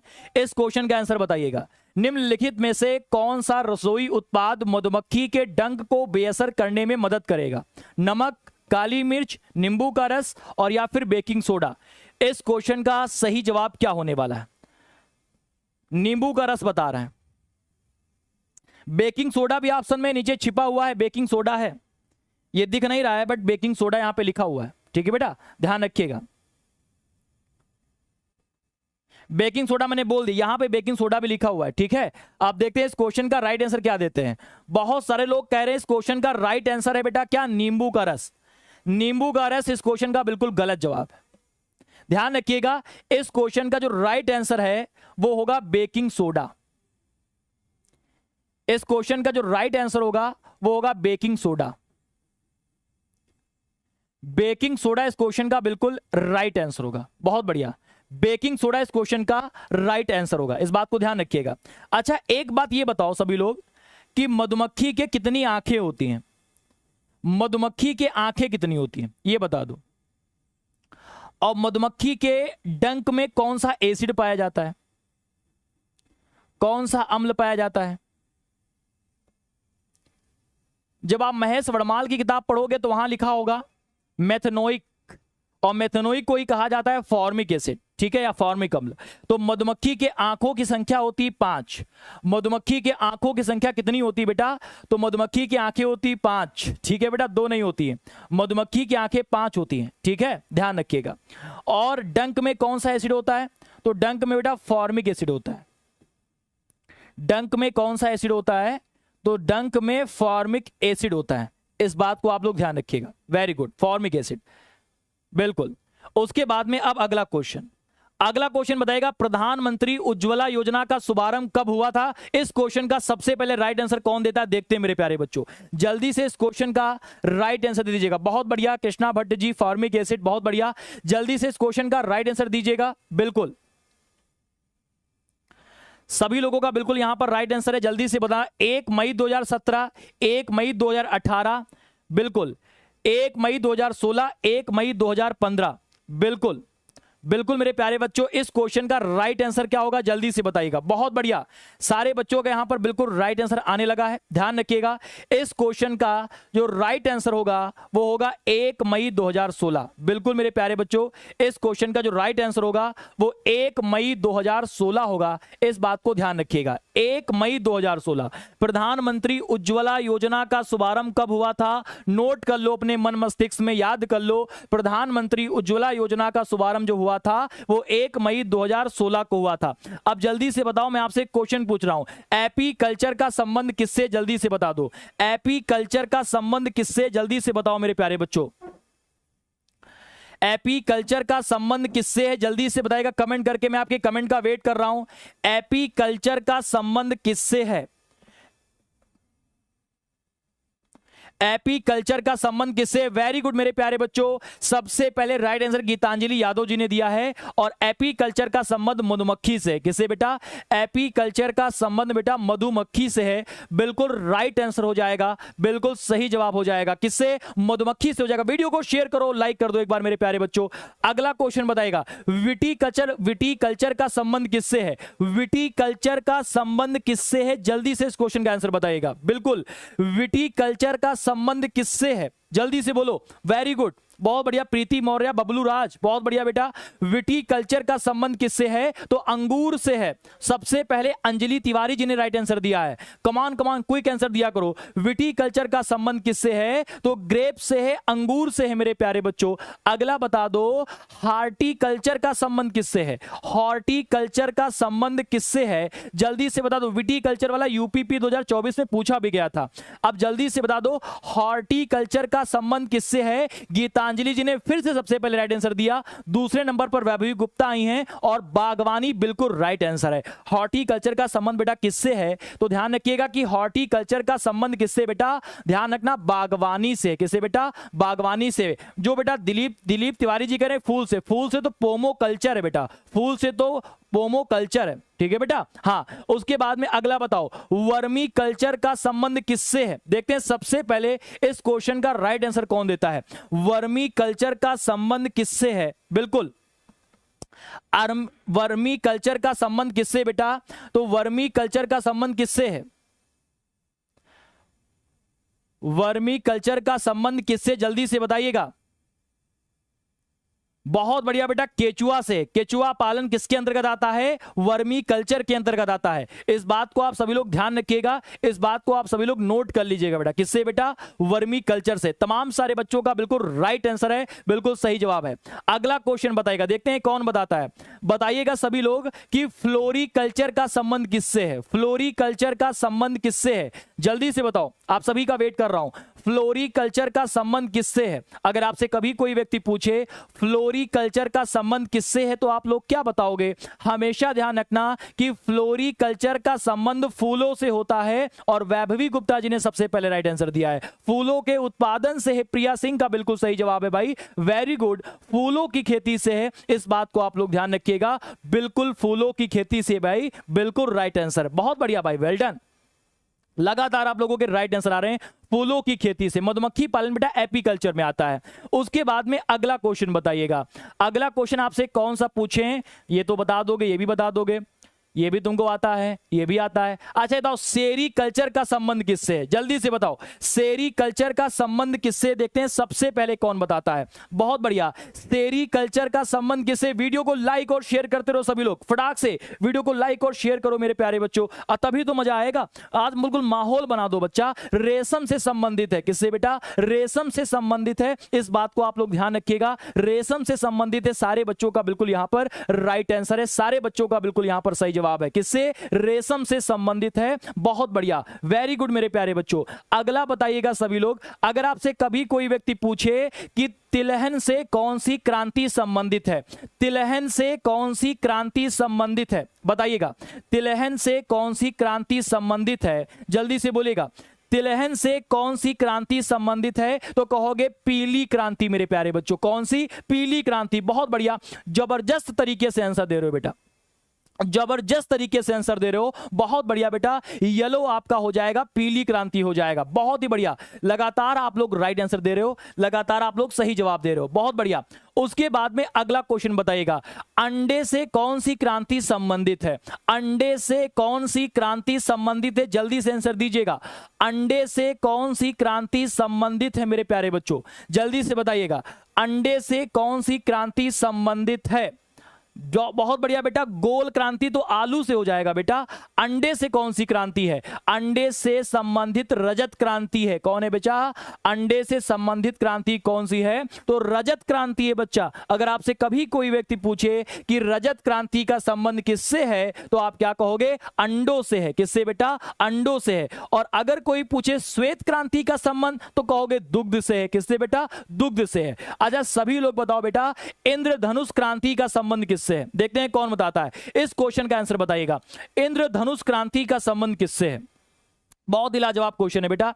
इंद्रधनुष क्रांति का संबंध किससे है? इस क्वेश्चन का राइट आंसर क्या होगा? आप सभी लोग बताइएगा, इंद्रधनुष क्रांति का संबंध किससे है? इंद्रधनुष क्रांति का संबंध किससे मेरे प्यारे बच्चों? बहुत बढ़िया, ध्यान रखिएगा। इंद्रधनुष क्रांति का संबंध सभी क्रांतियों की देखरेख से है। सभी क्रांतियों की देखरेख से है मेरे प्यारे बच्चों, इस बात को ध्यान रखना। सभी क्रांतियों की देखरेख से है क्या बेटा? इंद्रधनुष क्रांति। चलिए उसके बाद में अगला क्वेश्चन देखते हैं। अगला क्वेश्चन है, भारतीय संविधान की प्रतिलिपियों पर चित्र बनाने का कार्य किसने किया? यूपीपी 2024 में क्वेश्चन पूछा गया है। यूपीपी 2024 में क्वेश्चन पूछा गया है, ठीक है बेटा। और ये क्वेश्चन सब नहीं पढ़ा सकते हैं, ठीक है बेटा। हाँ बेटा, चलो तो जल्दी से बताओ इस क्वेश्चन का राइट आंसर क्या होगा? यूपीपी 2024 में पूछा गया, भारतीय संविधान की प्रतिलिपियों पर चित्र बनाने का कार्य सबसे पहले किसने किया? प्रेम बिहारी नारायण रायजादा ने, या फिर नंदलाल बोस ने, या फिर कनीराम ने, या शिव प्रसाद ने? चित्र बनाने का काम किसने किया? बेटा ध्यान रखना, प्रेम बिहारी नारायण रायजादा ने तो संविधान लिखा है।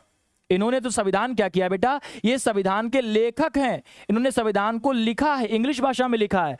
अब एक बात ध्यान रखना, कृष्ण कुमार बसंत ने हिंदी में लिखा है, ठीक है बेटा। और डीप पढ़ना है बेटा, ऑफलाइन आओ फिर बताते हैं उर्दू में किसने लिखा है। तो ध्यान रखिएगा, संविधान के लेखक हैं इनके। और ध्यान रखना, सबसे बड़ी बात, जब इन्होंने संविधान लिखा, इनकी राइटिंग बड़ी अच्छी थी। तो डॉक्टर भीमराव अम्बेडकर ने कहा कि आप संविधान लिख रहे हैं तो आप कितना रुपया लेंगे, आप बताइए हमको। हालांकि संविधान को लिखने में 63,96,729 रुपए आया है, और हर जगह 64 लाख लिखा होगा, क्योंकि बेटा वो पूरा एक्यूरेट लिख देते हैं। जैसे आपने 799 रुपए खर्च कर दिए, यानी आपने कहा 800 रुपए खर्च हुए, तो वैसे ही संविधान को लिखने में 63,96,729 रुपए खर्च हुए थे। अब ध्यान रखना कि जब प्रेम बिहारी नारायण रायजादा के पास अम्बेडकर जी गए, ऐसे अम्बेडकर जी खड़े थे, इधर प्रेम बिहारी नारायण रायजादा खड़े हुए थे, तो कहा बताइए आपकी राइटिंग बड़ी अच्छी है, आप कितना रुपया लेंगे? तो उन्होंने कहा हम 1 भी रुपया नहीं लेंगे, हम पूरा संविधान फ्री में लिखेंगे। अब फिर अगर धारावाहिक होती तो धारावाहिक में क्या होता? धूम ताना नाना धूम, ऐसा होता। तो तब धारावाहिक थोड़ी ना थी बेटा। तो ध्यान रखना कि अब क्या हुआ, उन्होंने कहा 1 रुपए भी नहीं लेंगे, लेकिन कोई प्रॉफिट तो आपका होगा। कहा बिल्कुल। कहा संविधान में पेज पर जितने भी पन्ने होंगे, सारे पेज के पन्ने पर नीचे वाले लाइन पे अपनी सिग्नेचर करेंगे। वो जानते थे पैसा तो हमारे पास आज नहीं तो कल खत्म हो जाएगा, लेकिन हर पेज पर अगर सिग्नेचर करेंगे तो मेरा नाम अमर हो जाएगा। और देखो, गुरु को भूले नहीं, तुम लोग गुरु को भूल जाते हो, लेकिन वो गुरु को नहीं भूले। और कहा कि जैसे ही संविधान का जो लास्ट वाला पेज होगा, उस पर हम अपने गुरु का नाम लिखेंगे, राम प्रसाद सक्सेना का नाम लिखेंगे। इस बात को ध्यान रखिएगा, इंपॉर्टेंट बात हो गई। अब अगली बात देखिएगा बेटा, ध्यान रखिएगा कि अगर कभी भी आपसे कोई व्यक्ति पूछे इस क्वेश्चन का राइट आंसर क्या होगा, तो आप कहोगे नंदलाल बोस। संविधान के हर पेज पर चित्र बनाने का काम किसने किया है? तो नंदलाल बोस ने किया है। यूपीपी 2024 में पूछा गया क्वेश्चन है, ठीक है बेटा, बिल्कुल इस बात को आप लोग ध्यान रखो, नंदलाल बोस।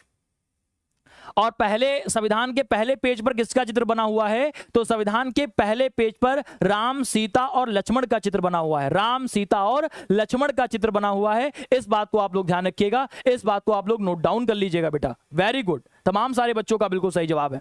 अगला क्वेश्चन बताइएगा, निम्न में से कहां आर्सेनिक द्वारा जल प्रदूषण सर्वाधिक है? निम्न में से कहां आर्सेनिक द्वारा जल प्रदूषण सर्वाधिक है? हरियाणा में, राजस्थान में, पश्चिम बंगाल में या मध्य प्रदेश में? इस क्वेश्चन का राइट आंसर क्या होगा, सभी लोग बता दीजिएगा। निम्न में से कहां आर्सेनिक द्वारा जल प्रदूषण सर्वाधिक मात्रा में पाया जाता है?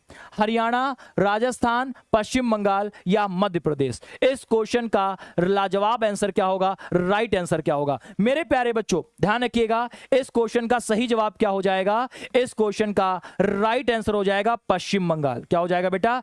जो लोग पश्चिम बंगाल के साथ हैं, इस क्वेश्चन का उनका बिल्कुल राइट आंसर है, उनका बिल्कुल सही जवाब है। हरियाणा नहीं होगा, इस क्वेश्चन का राइट आंसर हो जाएगा पश्चिम बंगाल। बहुत बढ़िया, तमाम सारे बच्चों का बिल्कुल यहां पर राइट आंसर है।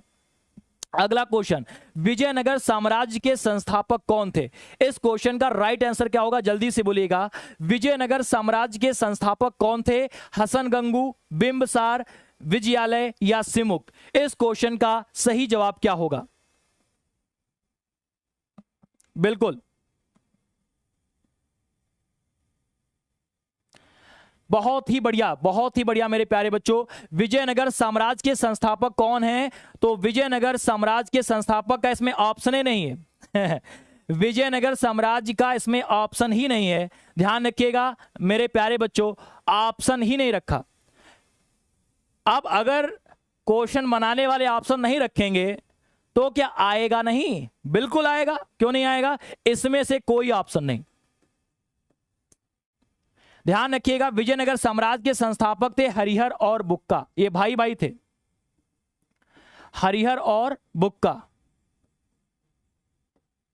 हरिहर और बुक्का। विजयनगर साम्राज्य के संस्थापक कौन थे? हरिहर और बुक्का। अच्छा, जो अगर आपसे कभी कोई व्यक्ति ये पूछ ले, अगर आपसे कभी कोई व्यक्ति ये पूछ ले कि हसन और गंगू, तो हसन और गंगू बेटा बहमनी साम्राज्य के संस्थापक थे, बहमनी साम्राज्य के संस्थापक थे। बिंबसार हर्यक वंश के संस्थापक थे और विजयालय चोल वंश के संस्थापक थे और सिमुक सिमुक सिमुक सिमुक सिमुक सिमुक सिमुक सातवाहन वंश के संस्थापक थे। किसके बेटा?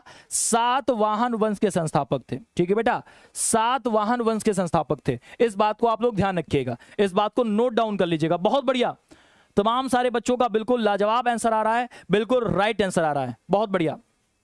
अगला क्वेश्चन देखिएगा, बताइएगा मिल्क मैन ऑफ इंडिया किसे कहा जाता है? आप लोग शायद बता दोगे, मिल्क मैन ऑफ इंडिया किसे कहा जाता है? इस क्वेश्चन का राइट आंसर क्या हो जाएगा? Milk man of India doctor MS Swaminathan को कहा जाता है, या फिर डॉक्टर वर्गीस कुरियन को कहा जाता है, या फिर डॉक्टर श्याम प्रसाद को कहा जाता है, या डॉक्टर रोहित शर्मा को कहा जाता है? जल्दी से बताइएगा इस क्वेश्चन का राइट आंसर क्या होगा। बेटा जो लोग एमएस स्वामीनाथन के साथ जा रहे हैं, ये तो बेटा हरित क्रांति के जनक थे, अब इनकी डेथ हो चुकी है, हरित क्रांति के जनक थे, और विश्व में हरित क्रांति के जनक नॉर्मन बोरलॉन्ग थे। ठीक है, तो ये हरित क्रांति के क्या थे बेटा? ये हरित क्रांति के जनक थे, और विश्व में हरित क्रांति के जनक डॉक्टर नॉर्मन बोरलॉन्ग थे मेरे प्यारे बच्चों। यानी इस क्वेश्चन का जो राइट आंसर होगा वो डॉक्टर वर्गीस कुरियन हो जाएगा, और इन्हें ही हम लोग क्या कहते हैं? इन्हें हम लोग कहते हैं ये श्वेत क्रांति के जनक थे। क्या बेटा? ये कौन थे बेटा? श्वेत क्रांति के जनक थे, श्वेत क्रांति के जनक थे। इस बात को आप लोग ध्यान रखिएगा बेटा, किसके बेटा थे? श्वेत क्रांति के जनक थे। बहुत बढ़िया, तमाम सारे बच्चों का बिल्कुल यहां पर राइट आंसर है। ठीक है बेटा, वीडियो को लाइक और शेयर आप सभी लोग करते रहो बेटा, ये आपका फर्ज है, आप अपना फर्ज निभाते रहो। बात समझ रहे हो बेटा? हाँ, आप अपना फर्ज निभाते रहो। ठीक है बेटा, चलिए अगला क्वेश्चन देखिएगा, विटीकल्चर के द्वारा निम्न में से किस, ये वाला भी क्वेश्चन यूपीपी में आया हुआ है, अभी जो कैंसिल हुआ था। आज 3 क्वेश्चन कराएं जो यूपीपी में आ चुके हैं। ठीक है, तो जल्दी से बताएगा इस क्वेश्चन का राइट आंसर क्या होगा। अच्छा पेपर में नहीं है, पेपर में केवल यह था विटीकल्चर का संबंध किससे? तो अंगूर से। ठीक है, तो विटीकल्चर के द्वारा निम्न में से किस भारतीय राज्य में सर्वाधिक अंगूर का उत्पादन होता है? इस क्वेश्चन का सही जवाब क्या हो जाएगा? बहुत बढ़िया, शुभम प्रजापति बी, महाराष्ट्र। करिए जल्दी से बताइएगा इस क्वेश्चन का राइट आंसर क्या होगा। बहुत बढ़िया, बिल्कुल मेरे प्यारे बच्चों, जो महाराष्ट्र के साथ जा रहे हैं उनका बिल्कुल यहां पर राइट आंसर आ रहा है।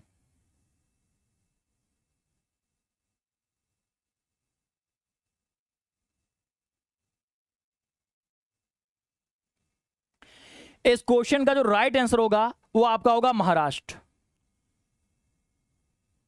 इस क्वेश्चन का जो राइट आंसर होगा वो महाराष्ट्र होगा। और महाराष्ट्र में भी सबसे अधिक अंगूर का उत्पादन कहां होता है? तो महाराष्ट्र में सबसे अधिक अंगूर का उत्पादन होता है नासिक में। और नासिक में अंगूर अनुसंधान केंद्र भी है।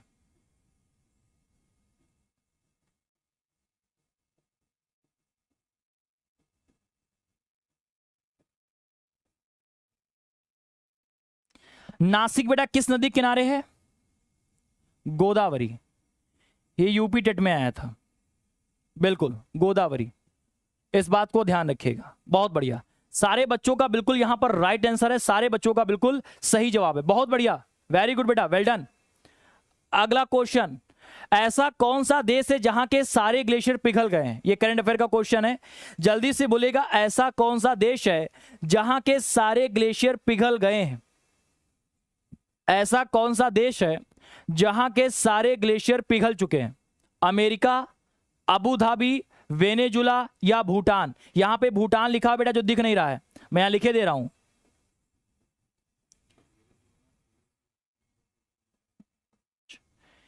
तो यहां पे भूटान लिखा हुआ है, ठीक है बेटा, वेरी गुड।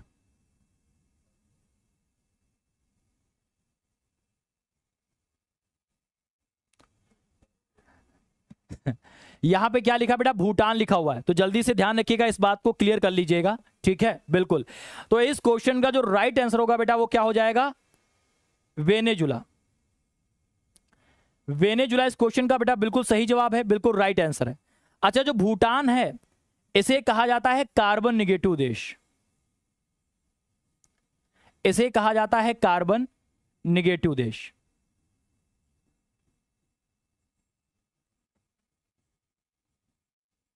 इसे क्या कहा जाता है बेटा? कार्बन नेगेटिव देश कहा जाता है। इस बात को आप लोग ध्यान रखिएगा, ठीक है, वेरी गुड। जितेंद्र कुमार जी कह रहे हैं फलों से। अच्छा, इनकी लगता है चैट बहुत पीछे चल रही है, बहुत पीछे इनकी चैट चल रही है, ठीक है, वेरी गुड। आगे देखते हैं अगला क्वेश्चन। अगला क्वेश्चन बताइएगा कि भारत में राज्य विलय नीति, इसी को बोलते हैं डॉक्ट्रिन कोलैप्स या फिर राज्य विलय नीति। तो भारत में राज्य विलय नीति या हड़प नीति किसने प्रारंभ की थी? लॉर्ड वेलेजली ने, लॉर्ड हर्डिंग ने, लॉर्ड वेलिंगटन ने या लॉर्ड डलहौजी? इस क्वेश्चन का राइट आंसर क्या होगा, जल्दी से बताइएगा। बहुत बढ़िया, लॉर्ड डलहौजी होगा। जो डी के साथ जा रहे हैं उनका मेरे हिसाब से यहां पर राइट आंसर है, बिल्कुल। इस क्वेश्चन का जो राइट आंसर होगा वो लॉर्ड डलहौजी हो जाएगा, बिल्कुल राइट आंसर हो जाएगा, बिल्कुल सही हो जाएगा। इसने कितने राज्यों को हड़पा था? S S J B U J N A K. ध्यान रखिएगा बेटा, इन्होंने कितने राज्यों को हड़पा था? S S J B U J N A K. कहोगे सर आपने लिख दिया, इसका मतलब क्या है? पहला वाला एस सतारा, फिर संभल, फिर जैतपुर, फिर बघाट, फिर उदयपुर, फिर झांसी, फिर नागपुर, फिर अवध, फिर करौली। तो ध्यान रखना, सतारा, संभल, जैतपुर, बघाट, उदयपुर, झांसी, नागपुर, अवध और करौली, इतने राज्यों को हड़पा था। सर याद नहीं होता है, भूल जाते हैं, तो ध्यान रखना, इसकी एक तुमको ट्रिक बता रहे हैं बेटा। घर में सबसे छोटी जो बहू आती है उसको हम लोग क्या बोलते हैं? देवरानी होती है, जेठानी बड़ी होती है। अब देवरानी जब घर में आती है तो जो जेठानी होती है ना बेटा, वो अपना हुक्माना जमाती कि हम यहाँ 5 साल तक रहे हैं और तो हमारे नीचे रह के काम करो। जब कोई होटल में या फिर कोई भी कहीं जगह कोई अधिकारी जूनियर जाता है तो उसे सीनियर का सम्मान करना पड़ता है, ठीक है बेटा, आप सभी को पता है, उसे सम्मान करना पड़ता है। तो देवरानी जब गई तो बेटा ध्यान रखना, उसको जेठानी परेशान करे, उसको सास परेशान करे, उसको ससुर परेशान करे। तो उसने एक दिन प्लान बनाया। प्लान ये बनाया, इन सबको जला देते हैं, इन सबको जला देते हैं। तो उसने क्या किया, देवरानी ने क्या किया? तो देखो देवरानी क्या करने वाली है।